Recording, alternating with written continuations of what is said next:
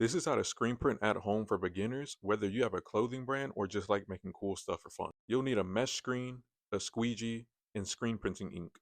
And I prefer water-based inks because they last longer and you can get higher detailed prints. And when you feel the shirts, it feels like the ink is dyed into the shirt rather than just being laid on top. And I started off using inks from Speedball. They make really good beginner-friendly ink, but I also use Matsui, which is one of the best to use for screen printing.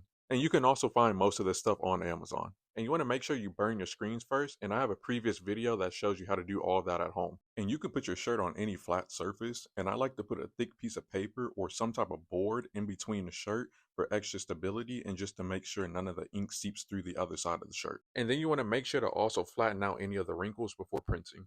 Then you can place your screen on top, and you want to apply a really good amount of ink at the top of the screen and do a gentle pass, not pressing directly on the shirt to flood the screen. And then you can put your screen on your shirt and firmly pass the ink through the design, and I usually do this about 2 or 3 times depending on the type of ink I'm using. But you don't want to overdo it because then you'll have too much ink and your print will come out really thick. And you can let the shirt air dry for a few hours, then you can cure the print to make sure it doesn't fade after washing by using a heat gun or a heat press. If you don't have either of those, you can put the shirt inside out into the dryer on high for about 20 minutes. And your second option is using an iron, and you'll take a thick piece of paper and place it on top of your design and continuously move the iron across the paper for about 5 minutes. And I've tested both of these methods and washed the shirt afterwards, and the design came out just as good as when I first printed it.